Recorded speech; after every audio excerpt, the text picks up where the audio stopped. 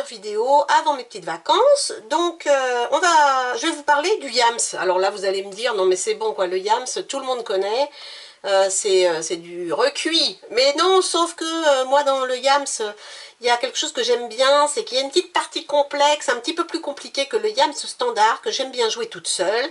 Et donc c'est pour ça que je vous en parle. Alors évidemment je ne vais pas faire de partie de yams parce que bon, évidemment hyper connu, mais je veux juste vous présenter la grille que j'utilise moi la plupart du temps. Alors d'abord, je vous parle de la grille normale. Vous pouvez la trouver sur ce site qui s'appelle leyams.net. Il y a tout un tas de grilles, et donc moi j'en ai imprimé une ici.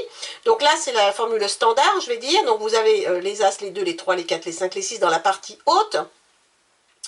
Vous pouvez évidemment jouer à autant de personnes que vous le souhaitez, avec 5 dés seulement. Il faut faire au moins 63 points pour obtenir un bonus ici de 35 points.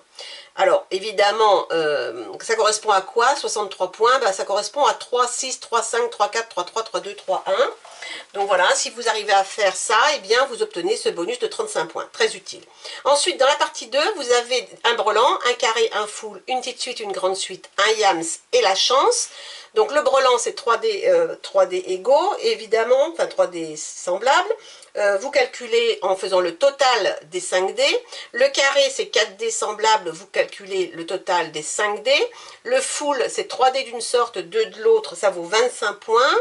La petite suite vaut 30, la grande suite vaut 40, le yams vaut 50.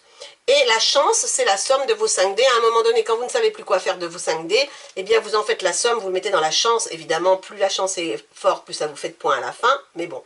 Et donc, vous avez un score total quand vous additionnez tout ça. Si vous faites un deuxième yams dans la partie, ça vaut 100 points de plus. À chaque fois que vous faites un yams supplémentaire, après le premier, ça vaut 100 points de plus. Donc, ça peut aider à faire des scores.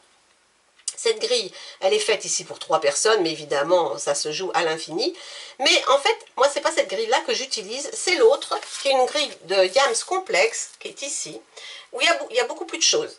Alors, ce qu'il y a en plus, vous avez la même chose au départ, vous avez le bonus, toujours 35 points si vous avez fait 63 points ou plus au-dessus. Mais vous avez 2 lignes supplémentaires ici, le plus et le moins. Alors le plus et le moins, il y a 2 façons de les comptabiliser.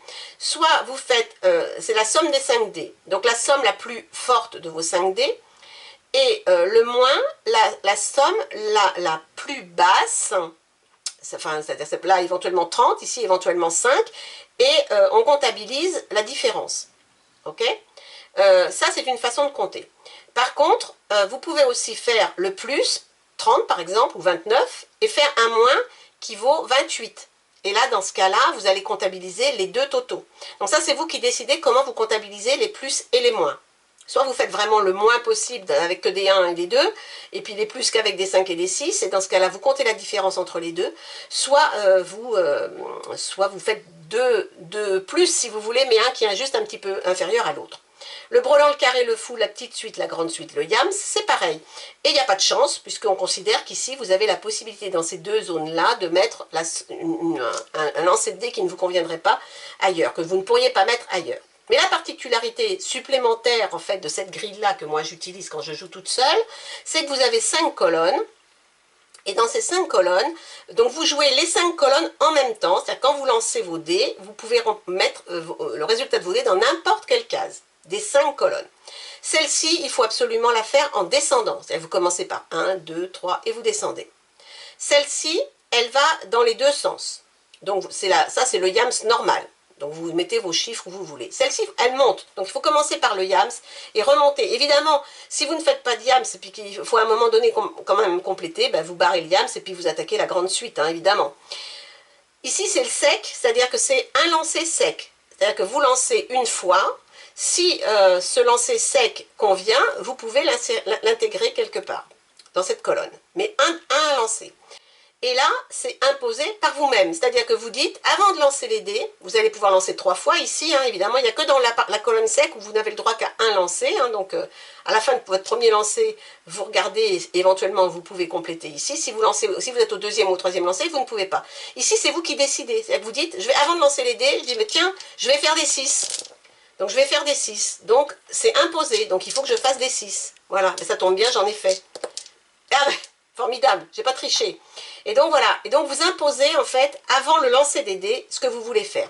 Et donc ça c'est très sympa parce que du coup, ça met une complexité supplémentaire. Il faut penser à descendre, il faut penser à monter, il faut penser à mettre des choses après le premier lancer. Et il faut aussi se fixer des objectifs pour dire je veux faire telle chose. Éventuellement, vous allez y avoir des résultats nuls hein, en bas parce qu'à un moment donné, vous allez évidemment pas... vous n'avez pas de boule de cristal, vous ne faites pas comme moi qui dit voilà, je veux faire des 6 et hop, il y a des 6.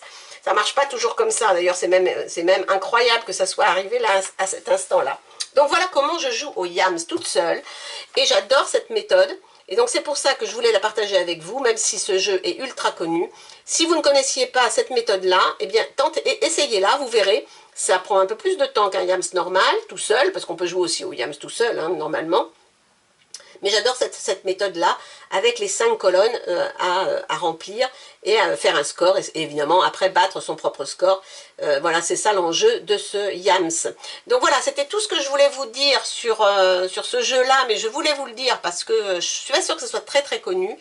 Et bon, peut-être que ça l'est, que je me trompe, mais en tout cas, jouez au Yams, emmenez des dés, emmenez un jeu de cartes, et puis continuez à jouer pendant vos vacances, ou chez vous évidemment, au calme, pendant cet été. Et puis on se retrouvera début septembre, je ne sais pas quand exactement, parce que j'ai encore des jeux à vous faire voir, mais oui, il y en a d'autres.